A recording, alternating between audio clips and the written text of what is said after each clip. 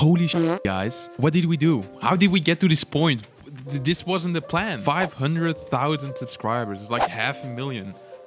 Thanks. It has been a long time since I've done like any sort of Q&A or just like set the camera and just talk to you guys, and I feel like this has just been like long overdue because I feel like there's so much I want to talk about. There's so much I want to share with you guys. I have a lot of questions from you guys. I also have some things to announce, and talking about that, thanks to thecubicle.com, we're doing a $1,000 giveaway. There's 100 winners. You can find all the information in the description. Thanks to thecubicle.com, you literally changed my life for the better. But anyways, I really like open questions like this. How did cubing become not just a hobby but a job? This is a question that's very close to my heart because it is insane if you think about it, because I think I'm one of the few guys who started YouTube about cubing with the idea that I want this to be my job. A lot of people just grow their channel and kind of fall into this place where, you know, suddenly I get all of these views and I can support myself from the income. But when I started my channel, I actually had the idea in mind that I want this to be my job. And to give you guys some perspective, I was really lost when I was like 19 years old. I really didn't know what to do because when I graduated, I had to choose like what I wanted to do, and I really didn't know, and I kind of went for like the highest thing you can aim for, which was medical school. We have this entrance examination. It's like notorious for being difficult. I actually passed that examination and I started my first year in medicine school, and I decided to drop out after just a few months. And a lot of people around me thought that this was a crazy decision because, like, let me phrase it like this: when you pass your entrance examination, the chances of you becoming a doctor are more than a 90%. That's kind of crazy if you think about it. But after just a few months, I decided to drop out because I just didn't enjoy it the way that I thought that I would enjoy it. I didn't know what to do afterwards either. I just went for civil engineering, which was like the second most difficult thing you could do. And when I started that next year, I dropped out as well. I had dropped out 2 times at that point, and man, my white balance is so off. When I dropped out of civil engineering, I was looking for something that I could actually learn myself without school because I felt like, you know, university is just not my thing. So I started doing software engineering just by myself. Now, while I was doing software engineering, I read something about a school in Italy. It was the Apple Academy. They had this entrance examination, and I just felt like, you know, I'm just gonna take this opportunity to try it at least. But I didn't have any experience, so I didn't expect anything. But in terms of event, I actually got a scholarship from Apple. So I went to study in Italy for a year. I finished that. But I went back home and I still didn't know what to do. And at that point, it was kind of ridiculous at that point because my parents were really scared that I was never going to figure out what I wanted to do. Because, you know, medical school, civil engineering, then studying for Apple, which was like a real accomplishment. But I still felt like this is not what I wanted to do with my heart.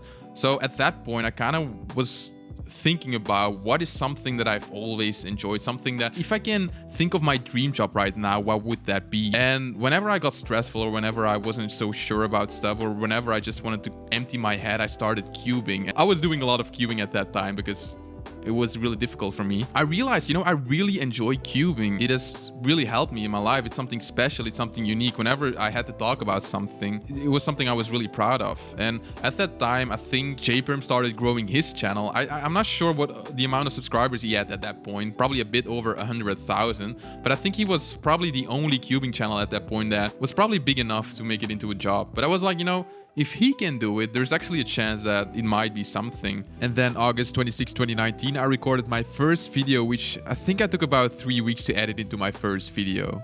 I don't know. To make a long story short, it kind of worked. It worked, which is ridiculous to think about right now. Like, just like saying that to the camera, talking to half a million people is such an honor. I took a long time answering this question, but now I have 7 questions. I'm just gonna answer them really quickly. Congrats on 500k. What would you say is the fondest memory from cubing? This is actually something funny. So this is something that happened before my channel actually started, but I actually had a call with Felix Hendrix before I had my YouTube channel. So he had this course online.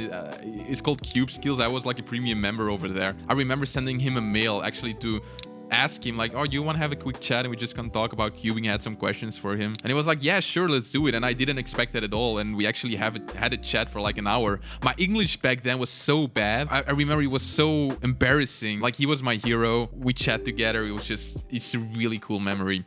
What made you want to do YouTube full-time? Yeah, I kind of answered that. I think the biggest part is just like being able to do what I want to do, being creative, like creating art. I call this my art. I mean, you may call it pretentious, but I really consider a lot of my videos to be my art. What is the best non-cubing related thing that you learned from cubing? That's a really good question. It's really important in cubing to do a lot of deliberate practice where you actually like push yourself mentally to learn new things. Because if you always do like the passive, just doing souls, which I tend to do a lot, it's really enjoyable, but it's not the fastest way to learn things. And I think I started applying that to a lot of things in my life, where when I'm reading, I actually try to remember a lot of stuff, or actually like write down some stuff to actually deliberately train my brain instead of just like passively taking stuff in. That's maybe a weird answer, but anyways, out of all the WC events, which is your favorite? Just 3x3. Would you ever come out with another YoCube? Definitely, because the concept of the YoCube is basically what I think is the best possible cube at different price ranges, including the setup and all of that stuff. Whenever there's a new cube that I think is better, we'll just update it. I hope it doesn't happen too often, but it will definitely happen. Is Pablo all right?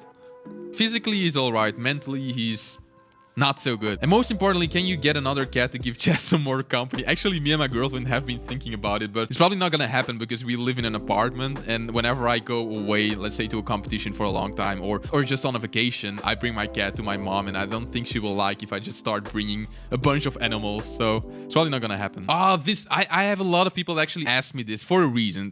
Will you be doing your cubing song you used to say you were going to do at 500,000 subscribers? Probably. The thing is, I need to stop promising things. When I said I was gonna do the cube song, I thought it was a good idea. I think I had 200,000 subscribers at the time, and I was like, you know, it would be funny to do so. But suddenly my channel started growing at a rate that I didn't expect it to grow. I don't have a cubing song. For example, there are a lot of sponsored videos that I'm actually working on right now, and it just makes it really difficult for me to make time for something like that. But I feel bad promising it without actually delivering. It's my fault, sorry for that, but I will try to make something. I will keep you guys updated. Also, you were my inspiration to start my very own cubing channel. That's awesome. That's awesome. Sometimes I forget that it's actually people watching me, because you start looking at the views and it's such a ridiculous number that you kind of forget that all of the accounts, like all of the 500,000 people that subscribe, are actually people, which is crazy. Or bots. Maybe I'm cheating my subscriber count. Woo. No, I didn't, by the way. Are you planning in the future to make your own cube from scratch? Like contact Gan, Moyo, Chi, and make your own cube designed by yourself like Mats Falk did. That would be really wonderful. I think, like, honestly, just the idea of that would be crazy. I think it's a really long and difficult process because I don't know anything about cubing hardware. I just can tell when I like a cube or when I don't. But I would love to do something like that, but I just think it's not that easy as it sounds. But like any of you, Gan, Moyo, Chi, contact me if you're interested in that. We can maybe work something out. 3 questions. Favorite PLL? Probably the UB from the back. Probably that one. What got you into cubing? I got one for Christmas, and I tend to like really obsess over things. And I just started obsessing over the Rubik's Cube and it never went away. So I think a lot of people have the same reason why they got into cubing. But anyways, can you try this 3x3 scramble? I will. I didn't plan to do anything cubing, but I will not time it. I will just time it on the video. Let's see. This is an awkward angle to be holding a cube, but anyways.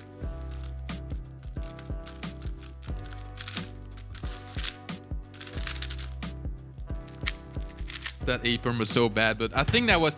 Okay, actually, this is a fun challenge. I think this was 9.48 seconds. I just want to see what the actual time was, but... If you had to choose between a head of a lettuce and a head of a cabbage, which would you choose? What's the difference between the two? Head of a lettuce, if you don't know yourself. You know, let's say... lettuce. What would you say is the most technically impressive solve in an official competition? There was this one time where Felix did this weird MeDoMeer / layer thing that skipped last layer. I thought that was technically really impressive. But not talking about technically impressive, the most impressive solve in my opinion was recently when Timon did a 6th solve of his average. You know the story. Timon already got the sub 5 world record average, but then one of the solves actually didn't count because it was a misscramble, so he got his extra solve, so his 6th solve of the average. Everyone was looking at him. He still got a 4.8, 4.7. It was crazy. So out of the 6 solves, he got like 5 sub 5 singles, which is just insane to think about, that cubing has become this ridiculous. When will you do Road to World Record again? I miss it. I would even watch it if you do any other puzzle than 2x2. I had this really creative idea for a big collaboration. Because of my computer crashing, we had to reschedule that for like later this year, but I have something like that coming. I think 2x2 at this point, I kind of like, how do you call that? I think I squeezed everything out of 2x2 at this point, because if I do more videos about 2x2, it's just gonna start sounding repetitive or just like way too technical. I don't think a lot of people would actually enjoy that. What do you think is your biggest accomplishment as a cuber? Not talking about my YouTube channel, because it's definitely that. probably +2ing out of the national record. What do you expect to happen to your channel in the future? If you've been watching my YouTube channel for a longer time, you probably know that I love to experiment, and I'm not gonna make the same content year after year because my content has changed quite a lot.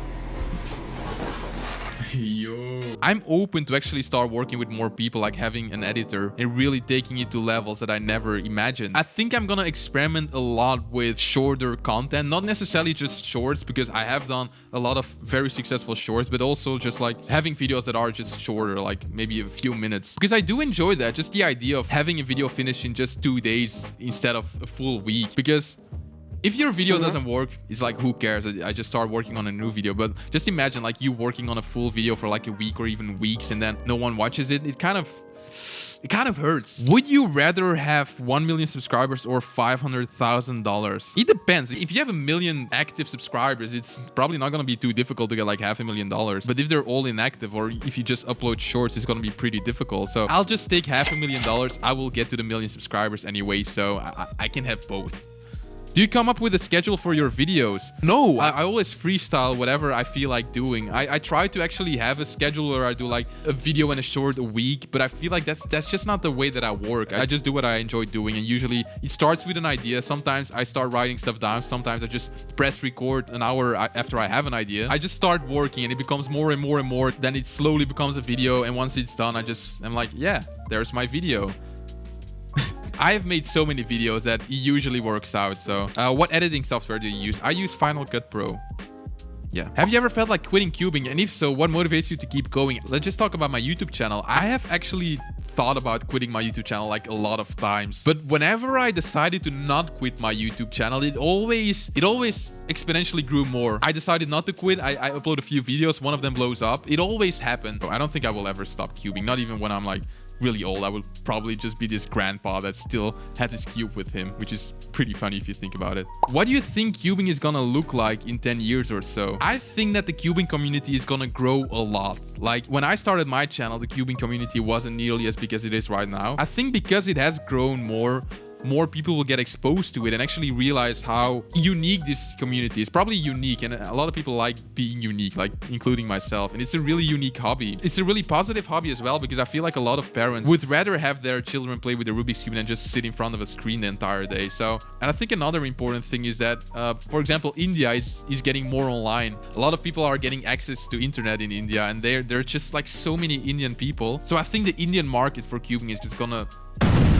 get immense. Shout out to all of my Indian watchers.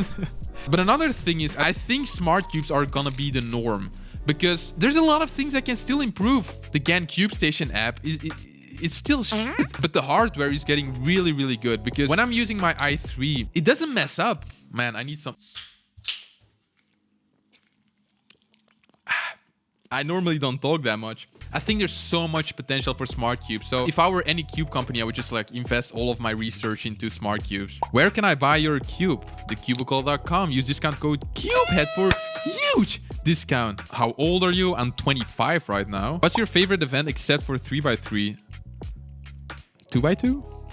How do you practice cubing nowadays? I don't do a lot of deliberate practice. I usually just like pick up my cube whenever I'm bored or I have to wait for something. I think I'm definitely gonna do more practice, like with the focus on actually getting better, because I haven't done that in a long time. Who will be the next 3x3 world record holder? If you're talking about single or average, it's either gonna be Max Spark or Timon Kolasinski. But if you're talking about the single, it can be a lot of people.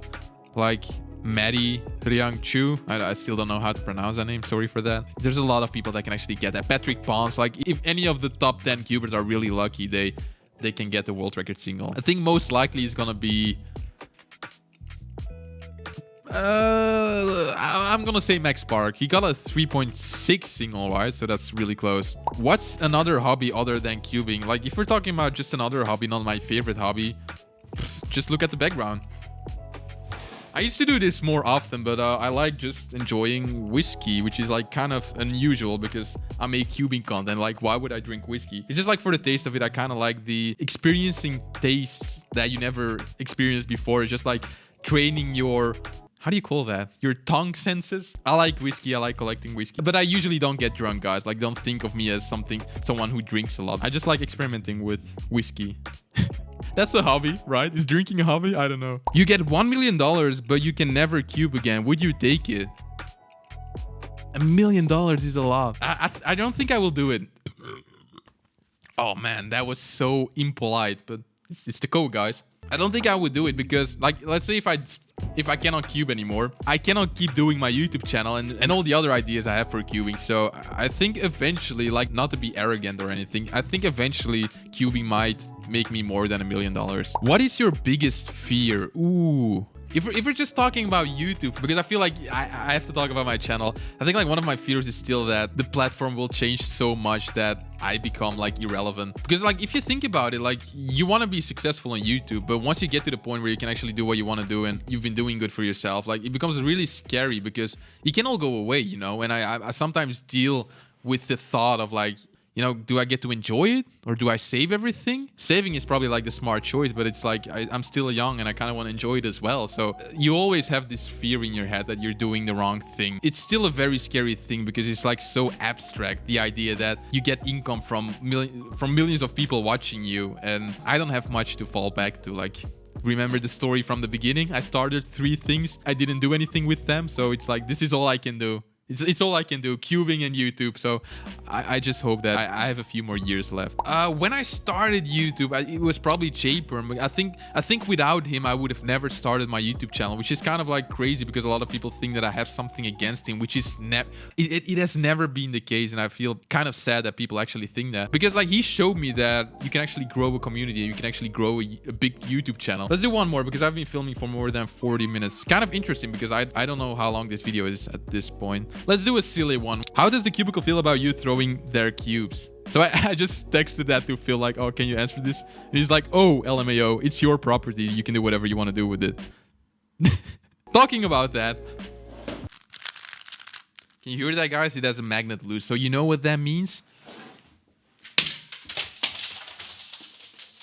I don't think it was even in the frame. Did I ruin that cube without it being on camera? Anyways, guys, thank you so much for everything you've done for the channel, because I feel like a lot of people that are still watching or know me, because like, why would you watch this random dude talking about all of this stuff? But anyways, it has been a blessing to just grow together with you guys. I'm really excited to see what the channel will become, and I'm honestly living my dream life thanks to you guys. And I hope you don't hold it against me that I'm actually enjoying this, and I will see you in the next video. Ciao. Oh wait, I didn't do a yo. You guys will be so mad. Yo. When I started doing my channel, it was actually like a more chill kind of yo. Let's try that one again. Yo. No, it's not that. Yo. I think it was more like that. But anyways, guys, see you in the next one. Ciao. Yo, you thought the video was over, but check this beautiful cube right here. On any of your purchases from thecubicle.com, you can use discount code CUBED for a huge discount. Damn, that's big! You also get a free CUBED logo. But that's not all. Bam! The CUBED Discord server, world's biggest cubing server. You want epic clothes, you say? Voila! My merch page. And lastly, if you want to support the channel, you can become a member for some cool extras. Just like these beautiful tier 3 members. I love this guy. Ciao, guys.